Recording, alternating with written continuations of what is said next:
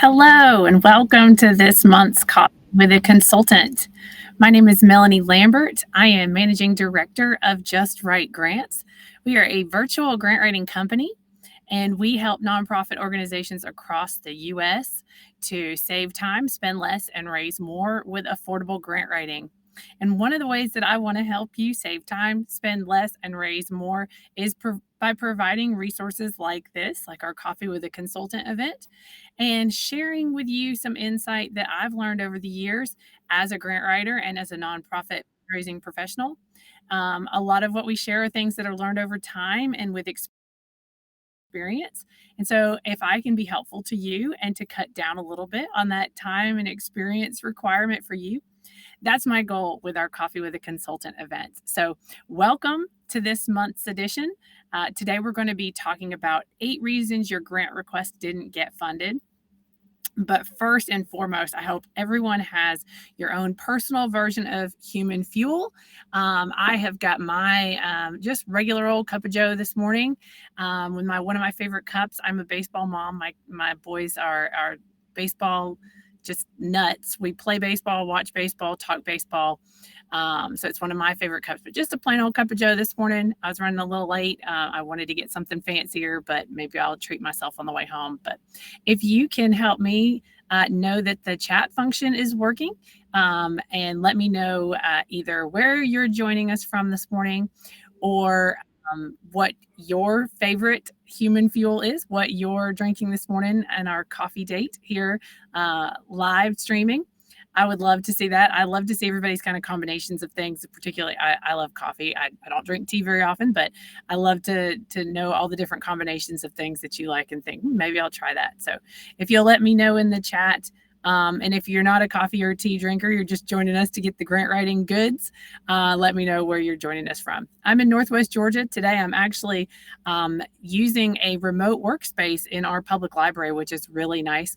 So that's looks a little bit different, but it's quiet, and I'm really enjoying this. So we're going to go ahead and jump on in. Hi, Sierra from Marshfield, Wisconsin. Thank you for joining us. Thank you for using the chat function. It's good to have you here, and I hope what I share is helpful for you. So we're going to jump right in. 8 reasons your grant request didn't get funded. Preparing and submitting a grant application is no small feat. It's a lot of work. You have to invest time and resources into it.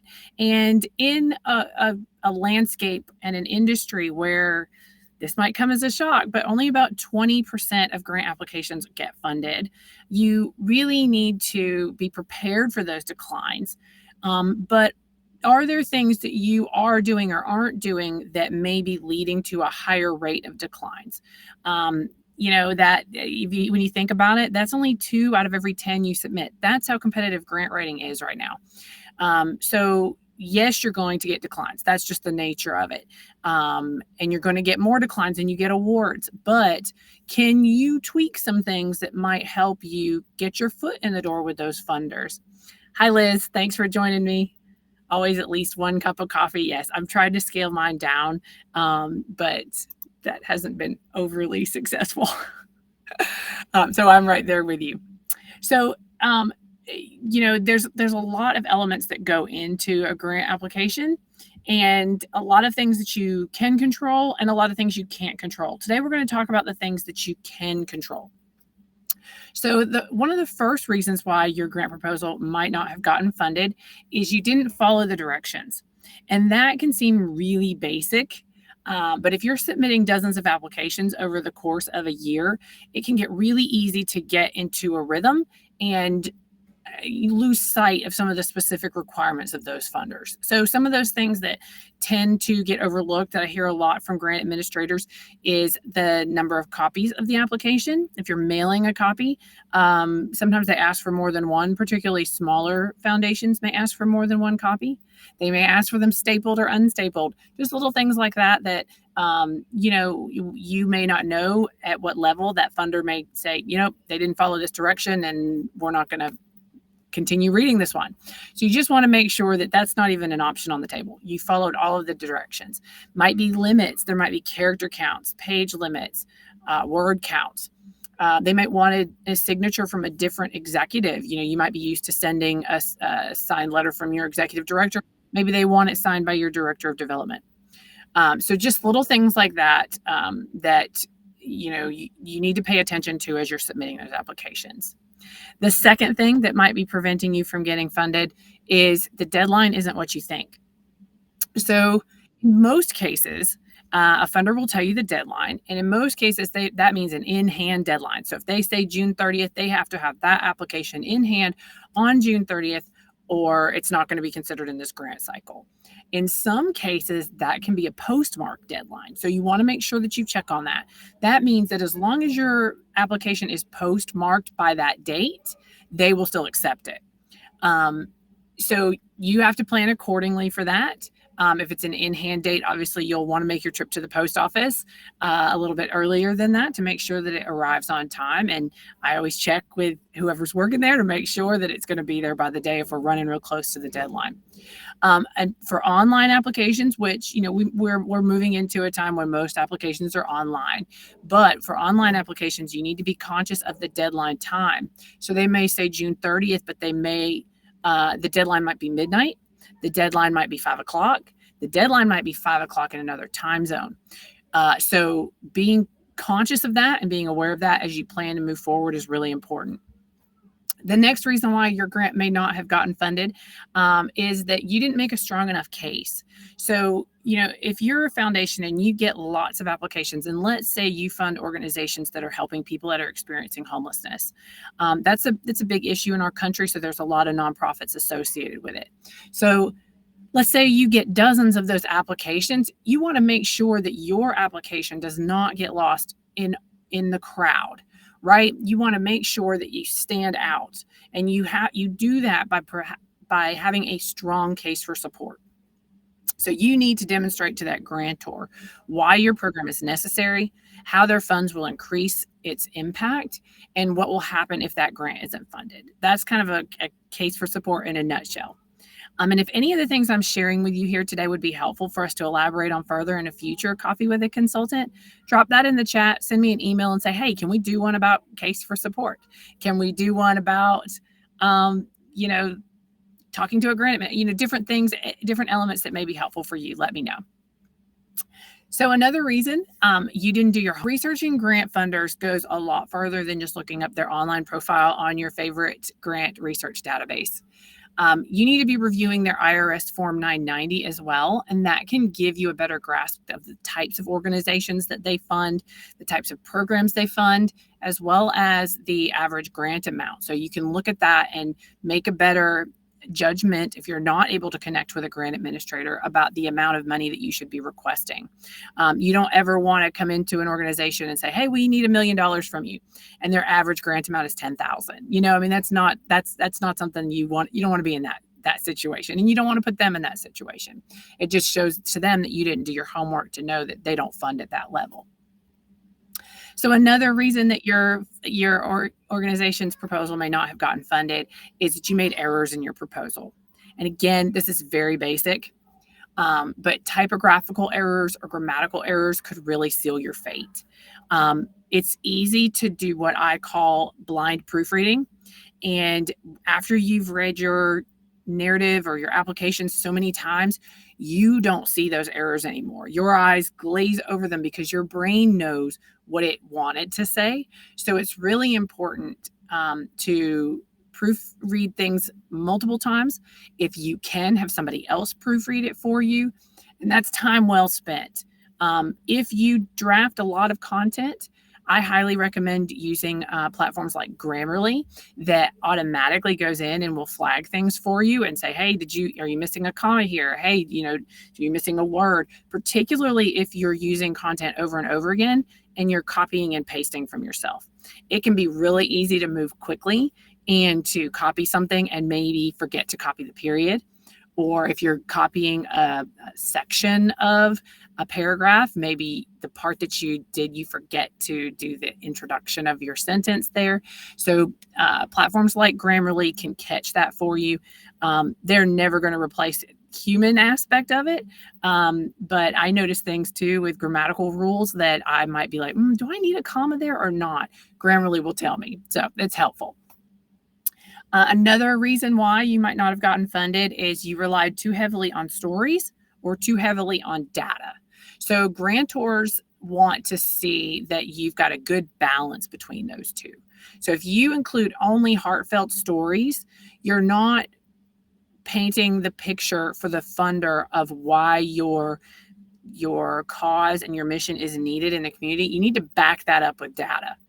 And the reverse is true too. If you rely too heavily on data, then you're not able to pull at the first heartstrings. And that's important, right? We want to connect with them on a human level, but we also need to back that up. We need to show that there's a reason that you exist and that you meet a very distinct need in your community. So you do that with a combination of those two. And finding that balance will make your application so much stronger and will increase your likelihood of success. Next, your budget didn't make sense.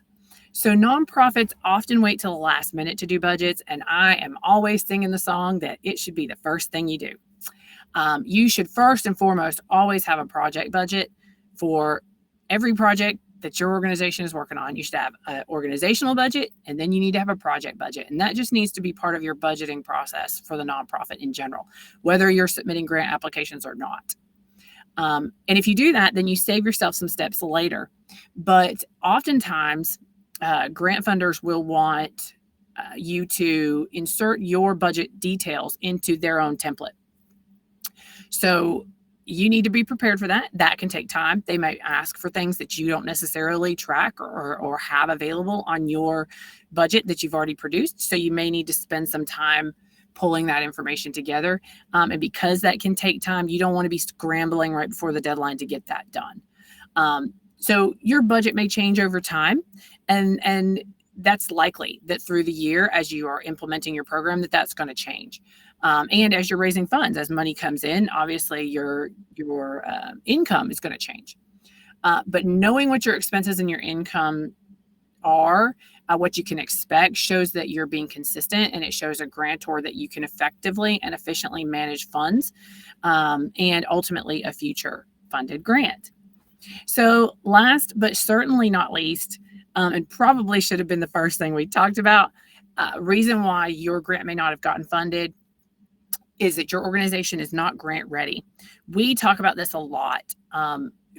We recommend, based on my experience in the grant writing world and from feedback from grant administrators, that new nonprofits have at least 2 to 3 years of program work, direct mission work, boots on the ground, not planning, not building your programs, actually doing the work. That gives you the opportunity to gather data, to gather those stories that you need, to have revenue streams other than grants. That's really important. You may feel like you're bootstrapping it a little bit, and that's common for new nonprofits. But looking at multiple fundraising revenue streams so that you can prove to that organization that you can manage funds, that you know how to fundraise, you know how to effectively spend that money and account for that money, is really important in the grand scheme of grant writing and the level of competitiveness we're working with. Think back to that 20% number. That's 20% across the board. That's huge nonprofits doing amazing work with everything going right, professional grant writers, down to smaller nonprofits that are a few years in. So, if you're competing with those organizations, you need to be able to show that. There are funds available for new nonprofits, as startup funds, capacity building funds. Those are, few and far between. Funders really look at you as a financial investment, and you have to be able to prove that you're not going to disappear when they make that grant award, and that you can sustain yourself beyond that. So it's important to be grant ready. We've got a lot of resources that can help you on our blog and in our online store. There's a QR code there on the screen for you to access our online store that can help you get grant ready. Lists of things that grant ready nonprofits have: an active board, a solidified mission statement. You've got your financials in order. there's just a ton of things that can help you before you invest time and resources into grant writing, because you want to be as competitive as you can, considering what we're looking at as far as a return rate goes. So I don't want to be negative Nancy today and all the bad things that can go, if your proposal didn't get funded, but I hope that this has been helpful for you.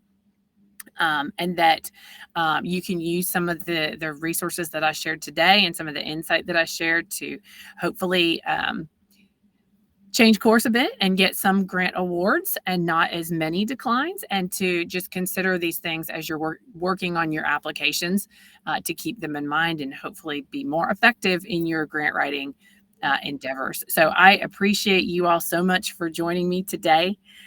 If you've got questions, again, you can drop them in the chat, or my email address is right there. I'm always available to answer those questions. And please follow us on social media. Sign up for our e-newsletter at justwritegrants.com, and we will share updates on the next Coffee with a Consultant event, as well as live webinars that we host and other resources that we will have coming out here in the summer. And I appreciate your time so much and hope you have a great day. Enjoy your coffee.